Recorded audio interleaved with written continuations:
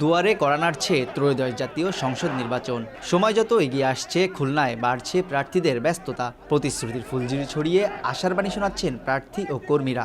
তবে ২০ লাখ ভোটারের এই জেলার বাসিন্দারা প্রতিশ্রুতির রাজনীতি নয়, চাইছেন বাস্তবায়নের দৃঢ় নিশ্চয়তা। নারীদের যে অধিকার বা যে শোষণ থেকে তারা মুক্তি পাবে, সেটা কিন্তু হয়নি। স্বচ্ছতা, জবাবদিহিতা নিশ্চিত করতে পারলে সেটা সুশাসন থাকতেই হবে। এই তিনটা বিষয়কে আমি আইডেন্টিফাই করবো আমাদের দুর্নীতিকে দূর করার জন্য।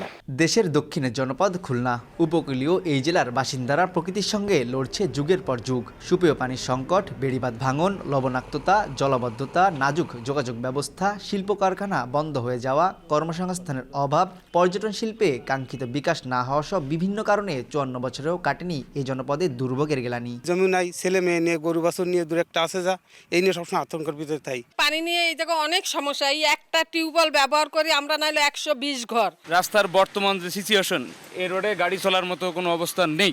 এমন বাস্তবতায় আসন্ন ত্রয়োদশ জাতীয় সংসদ নির্বাচন সামনে রেখে খুলনার বিভিন্ন আসনে প্রার্থীরা ব্যস্ত সময় পার করছেন রাজনৈতিক কর্মসূচিতে। বিশেষ করে বিএনপি, জামাত, এনসিপির প্রার্থীরা বৈঠক, পথসভা, গণসংযোগের মাধ্যমে ভোটারদের কাছে নিজেদের অবস্থান তুলে ধরছেন। এরই মধ্যে অধিকাংশ প্রার্থী সংগ্রহ করেছেন মনোনয়নপত্র।